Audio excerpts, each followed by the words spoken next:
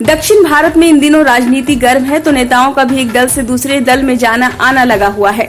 चुनावी राज्य में कर्नाटक के पूर्व सीएम और बीजेपी के कद्दावर नेता जगदीश शेट्टार को टिकट नहीं मिला तो नाराज होकर उन्होंने पार्टी छोड़ दी। कांग्रेस अब उन्हें अपनी ओर लाने की कोशिश में है। वहीं दक्षिण में पैर जमाने के मिशन में जुटी बीजेपी को तब सफलता मिली जब वरिष्ठ कांग्रेसी नेता सीआर केशवन कांग्रेस छोड़ उसमें शामिल हुए। दोनों के बारे में बता रही हैं। कर्नाटक के पूर्व मुख्यमंत्री और बीजेपी नेता जगदीश शिवप्पा शेट्टार ने टिकट न मिलने से नाराज होकर बीजेपी से इस्तीफा देने की घोषणा कर दी है।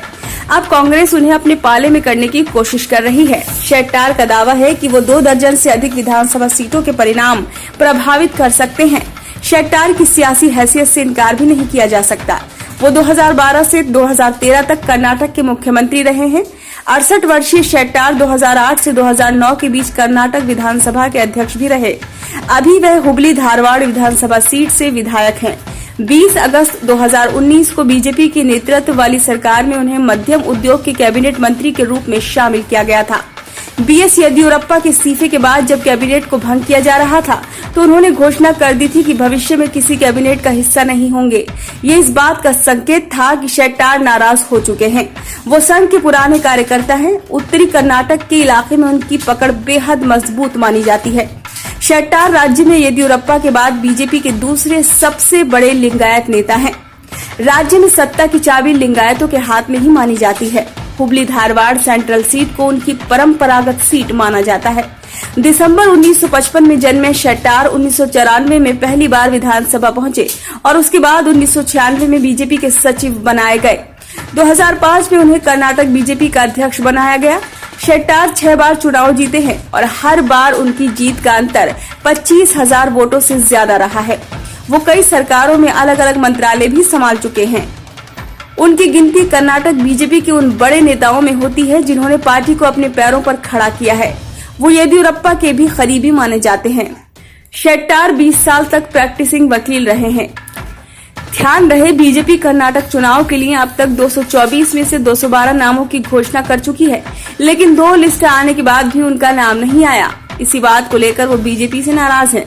इस बार शेट्टार की ख्वाहिश थी कि बीजेपी की टिकट से वो हुबली धारवाड़ से चुनाव लड़ें, जो लगता है कि पूरी होनी मुश्किल ही है। देखने वाली बात होगी कि उनकी नाराजगी के झटके से बीजेपी किस तरह संभलती है।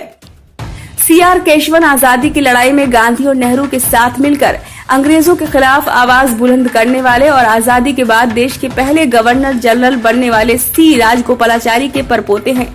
उन्होंने इस साल फरवरी में कांग्रेस की सदस्यता से इस्तीफा दिया था।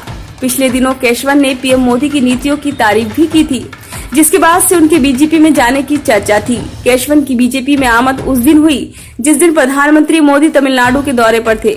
बीजेपी ने कहा कि केशवन तमिलनाडु की राजनीति में पार्टी की एक सशक्त आवाज होंगे। बीजेपी पिछले कई सालों से दक्षिण भारत में अपनी पैठ बनाने की कोशिश में है, लेकिन कर्नाटक को छोड़ दक्षिण के किसी भी राज्य में वो अभी तक अपनी सशक्त मौजूदगी दर्ज नहीं करा पाई है। केशवन के जरिए वो राजाजी की विरासत के साथ तमिलनाडु के सवर्ण तबके को संदेश देने की कोशिश करेगी। केशवन ने राहुल गांधी की अगुवाई वाली भारत जोड़ो यात्रा से भी दूरी बनाई थी। उन्होंने 2000 में कांग्रेस का हाथ थामा था। पार्टी के भीतर चर्चा थी कि सी राजगोपालाचारी की विरासत से आने वाले केशवन को सीधे हाईकमान और दिल्ली में उनके उच्च संपर्कों ने तमिलनाडु की राजनीति में प्रवेश कराया है। कुछ समय बाद ही केशवन को श्री पेरुबंदूर स्थित Rajiv Gandhi national institute of youth progress का उपाध्यक्ष बनाकर उन्हें राज्य मंत्री का दर्जा दिया गया। यूपीए सरकार के दौरान जहां केशवन और इस संस्थान ने देश के युवाओं से जुड़ी नीतियों को दिशा देने में सक्रिय भूमिका निभाई, वहीं प्रसार भारती से भी जुड़े रहे। इतना ही नहीं, कांग्रेस हाईकमान ने उन्हें चिदम्बरम, इलांगोवन जैसे सीनियर नेताओं पर तरजीह देते हुए तमिलनाडु कांग्रेस कमेटी के समाज सेवी ट्रस्ट में अहम जिम्मेदारी दी, जिसका स्थानीय स्तर पर खासा विरोध भी हुआ। उनके ऊपर आरोप लगते हैं कि उन्होंने ट्रस्ट की जिम्मेदारियों को ठीक ढंग से नहीं निभाया। 2014 में केशवन को पार्टी की ओर से लोकसभा चुनाव लड़ने का प्रस्ताव दिया गया, लेकिन उन्होंने इनकार कर दिया। कहा जाता है कि उसके बाद उन्होंने तमिलनाडु से राज्यसभा टिकट के लिए कोशिश की, लेकिन उन्हें राज्यसभा का टिकट नहीं मिला। माना जाता है कि उसी के बाद से ही कांग्रेस पार्टी में उनकी दिलचस्पी कम होने लगी। यूनिवर्सिटी ऑफ मद्रास से इंजीनियरिंग की पढ़ाई पूरी करने वाले केशवन को एक समय पार्टी का युवा चेहरा माना जाता था।